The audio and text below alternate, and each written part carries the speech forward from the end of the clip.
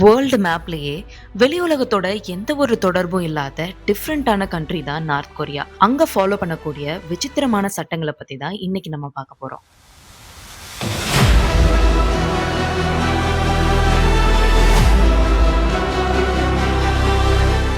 First one internet. அங்க எல்லாருமே எல்லாம் இன்டர்நெட் யூஸ் பண்ண முடியாது.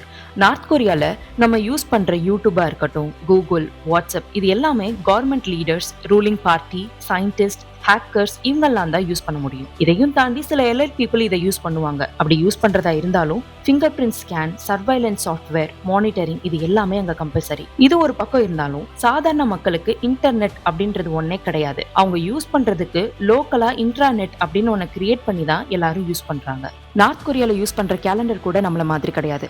அவங்க யூஸ் பண்றது ஜூஷே கேலண்டர். அதாவது அவங்களோட கிங் ஜங் பிறந்த வருஷம் தான் 1912. அதை தான் அவங்க வருஷமா எடுத்துக்கிறாங்க.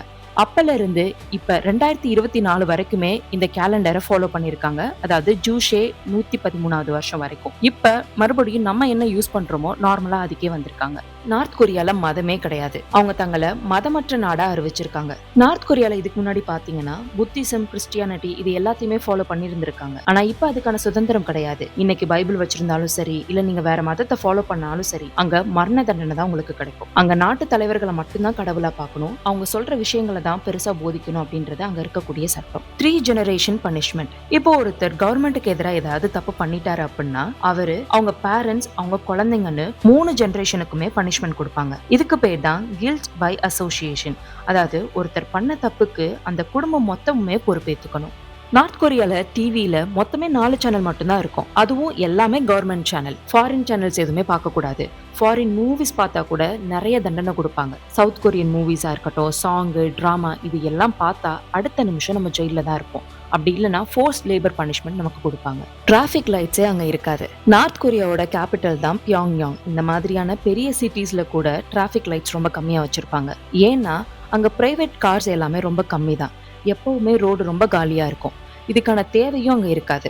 அப்படியே இருந்தாலும் பாதி நேரம் கரண்ட் கட்டு, மெயின்டெனன்ஸ் அப்படின்ட்டு எதுவுமே யூஸ் ஆகாம தான் இருக்கும். இதுல ஒரு விசித்திரமான விஷயம் என்னன்னா, அங்க டிராபிக்கை கண்ட்ரோல் பண்றதுக்கு டிராபிக் உமனை தான் நிக்க வச்சிருப்பாங்க. நார்த் கொரியாவோட கேபிட்டலான பியாங்யாங்ல எல்லாரும் போயெல்லாம் வாழ்ந்துட முடியாது. அங்க வாழ்றது ஒரு செட் ஆஃப் ப்ரிவிலேஜ் பீப்புள் மட்டும்தான். அதாவது இதுக்கு முன்னாடி சொன்ன மாதிரி ரூலிங் பார்ட்டிஸா இருக்கட்டும், மிலிட்ரி, சயின்டிஸ்ட், இன்ஜினியர் இவங்கெல்லாம் தான் அங்க இருக்க முடியும். சாதாரண மக்கள் அங்க போறதுக்கு அனுமதி கிடையாது. அங்க இருக்கக்கூடிய பசங்களா இருக்கட்டும், பொண்ணுங்களா இருக்கட்டும், கவர்மெண்ட் அப்ரூவ் பண்ண சில ஹேர் ஸ்டைல்ஸை மட்டும் தான் அவங்க வச்சுக்கணும். குறிப்பா கிங் ஜங் உன் வச்சிருக்கக்கூடிய ஸ்டைல மத்தவங்க யாருமே வச்சுக்க கூடாது. நார்த் கொரியால டாக்ஸை வச்சுக்கிறதுக்கு பெர்மிஷன் கிடையாது. ஏன்னா இது ரொம்ப காலகட்டத்துக்கு பேன் பண்ணி வச்சிருந்தாங்க. ஆனா இப்ப எலைட் பீப்புள் மட்டும் வச்சுக்கலாம் அப்படின்னு ஒரு சட்டம் இருக்கு. இந்த எலைட் அப்படின்ற வார்த்தையை எதை வச்சு அவங்க டிட்டர்மைன் பண்ணுவாங்கன்னா, கவர்மெண்ட் ஒவ்வொரு ஃபேமிலிக்கும் சாங் ஒன் அப்படின்னு சொல்லக்கூடிய ஒரு லாயல்டி ரேட் ஒண்ணா கொடுப்பாங்க. இந்த லாயல்டி ரேட் யாருக்கு அதிகமா இருக்கோ அவங்க டாக்ஸ் வச்சுக்கலாம். அப்படியே வச்சுக்கிட்டாலும் கூட டாக்ஸை ரோட்ல எல்லாம் நடக்க வைக்க கூடாது அப்படின்னு ஒரு சட்டம் இருக்கு.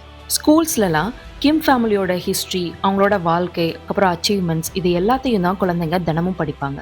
அதே மாதிரி பொது பாடங்கள், மேக்ஸ், சயின்ஸ், அவங்களோட லாங்குவேஜ் இது எல்லாத்தையுமே கற்றுக்க ஆரம்பிப்பாங்க. மேல்நிலை வகுப்பு போகிறப்ப இராணுவ பயிற்சி, அதாவது அடிப்படை இராணுவ பயிற்சி எல்லாத்தையும் கொடுக்க ஆரம்பிப்பாங்க.